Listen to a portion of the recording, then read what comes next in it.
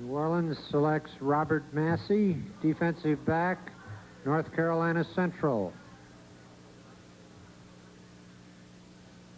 And there he is, as we look in live in Durham, Robert Massey. Congratulations. See, if you wait long enough here on ESPN, our bubble guys always go second round, but they go to teams that are going places. Last year, Thurman Thomas fell asleep at one point in the second round on TV. He woke up and he became a member of the Buffalo Bills, a team that was just one step away from being in the Super Bowl. Now, Robert Massey goes to the New Orleans Saints, a team that, they didn't make the playoffs last year, but they were close, a team that certainly is a candidate to win the NFC West.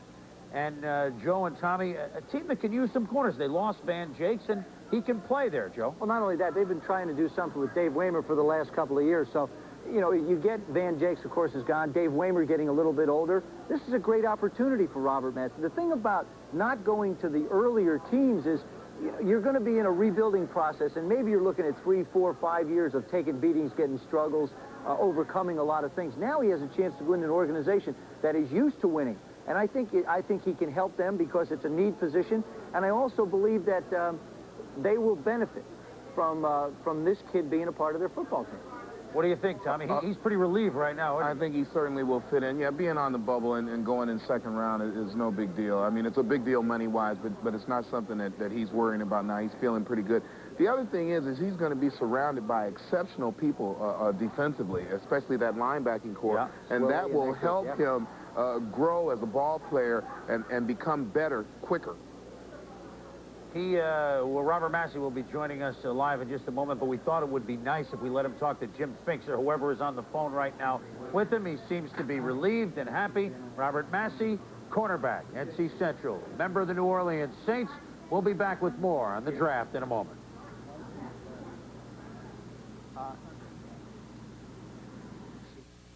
Ordinary windows versus windowscaping. Windowscaping. That because Robert here has gotten the phone call that he was expecting. And Robert, when you become a television journalist, the first thing they tell you is you are not allowed to ask the following question. How do you feel? Oh, boy, it feels good. I sit here and waited, and I kind of gave up. But then, I kept hopes, and things worked out for the best.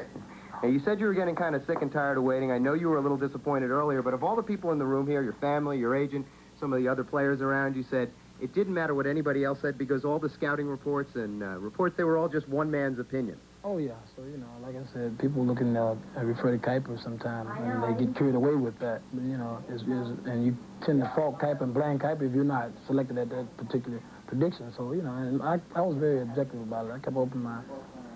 So I didn't, when I'm in a situation where I'm not going to point fingers. But, I'm a fan of Kuiper. All right, so you're going to a team that finished last year 18th in the league against the pass. You can learn something from a couple of guys there. Dave Waymer. Yeah, Waymer's also from Charlotte, North Carolina. So I figure we become good friends, and I can learn a lot from him. He's a vet. And hopefully I can step in and contribute to the team. All right, well, that closes the book on one of the stories here today. And we're going to be back in New York with much more.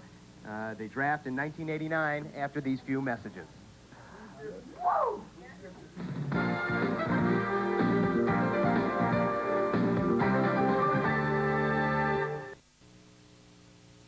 What he had to say, but I don't understand what he was talking about. We had him in the second round. He went in the second round. The only thing is, he didn't go in the first, which is what we talked about earlier today. Now, you're a patron saint to some of these young men, though, because, I mean, it's become recognized, and what you put out there is, there are so many varying opinions, though, and what you call a reach. Let's talk about some of the names. Rodney Peete, Tracy Rocker is still available out there, and among the running backs, Robert Drummond, Johnston's running mate from Syracuse. There are some players who had been maybe even late ones at one point. Well, what you have to realize when you get into this point in the draft that we're only midway through the second round, getting towards the end of the second, and the third, fourth round is very important. Obviously, the whole draft is, but a lot of these players who are going to be in the Pro Bowl are going to go in these next few choices. They might go while we're off the air, but I think we're focusing in too much on just the first and second round. We have to realize that the third, fourth, fifth rounders are going to turn out to be more productive than some of the guys that have already been taken. And there are so many franchises around the league, as again, as we review all the picks we've had to date. Franchises around the league that, you heard what Al Davis told Pete Axtell, that, you're not just going to use the draft. You don't have a lot of draft picks. You've got to do other things. But it makes a difference monetarily because last year, First rounders averaged about a $700,000 signing bonus. Second rounders, $240,000. Third rounders, about $125,000. And you've got those veteran free agents out there now. You've got the specter of the International League. The entire matrix of the entire league really has changed. You're going to have a new commissioner. You've got a very definite generational gap among the different owners right now. The old blood is paring the list of candidates down, but there's a lot of new young blood out there. So the league is going through a lot of changes. One thing I want to talk to you about, Bill Polian, general manager of the Bills, had talked about possibly, given all these type B free agents who've gotten the bonus money out there, late draft picks may be in their contract. They don't see the bonus money till after the first year. Do you think that's a possibility? I think it is. I think when you look at what the impact of free agency right now, you're seeing guys that are going to have impact as far as depth, but they're not going to affect this draft, and I don't think they have.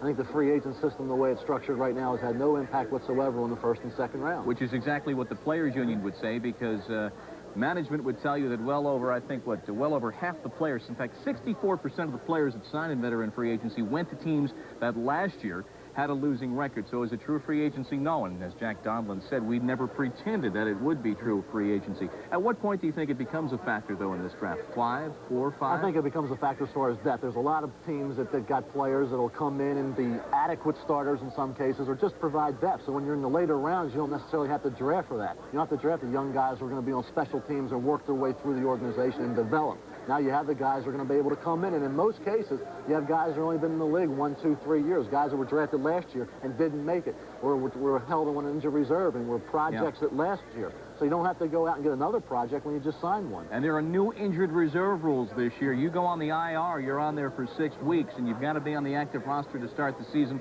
Cannot stash people this year. The new roster limit that we really haven't even touched on, you've got to be down to 80 players under contract by the first day of July. You start the season with 47. It's going to make a major impact. A lot of hard decisions in the new economic reality of the NFL. We'll continue late in round 2.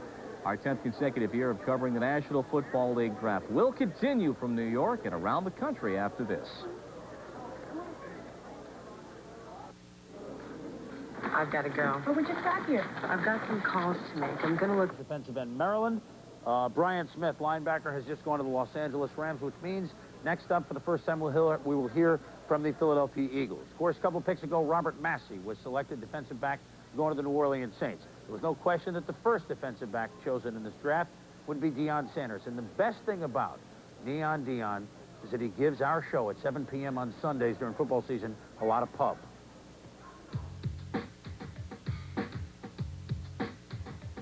This is Deion Sanders, a.k.a. Primetime, a.k.a. star athlete at just about anything.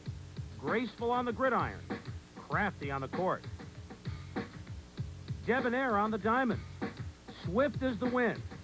There is nothing Primetime cannot do.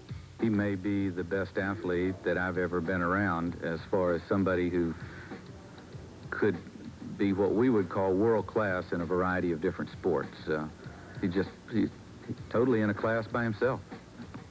Playground hoops is up his alley. Michael Jordan he may not be, but this he can do. And this he can do. There's no question the guy was the best athlete I've ever seen. I've never seen a kid that could run from home to first, home to third quicker than he. Along with his physical gifts, the competitiveness Sanders brings to every performance makes him hungry. I expect myself to be great in a game of checkers. I expect myself to be great in a game of pool because I'm just the kind of competitor I am. I hate to be in second. And throughout his college years, second was not very often in his vocabulary. He and the Seminoles were tops in the College World Series. He qualified for the Olympic trials in his only season of competitive track. He received a nice invitation from his favorite ball club, $60,000 for a summer. But he's following the footsteps of Bo Jackson, playing baseball and football, and he hates the comparison. Bo Jackson plays football and baseball. He does well. Deion Sanders wants to play football and baseball and excel. And excel in lifestyle. The Primetime signature, a fast life, white hat, Primetime shades, a look Primetime hopes will catch on. Endorsing. Everyone wants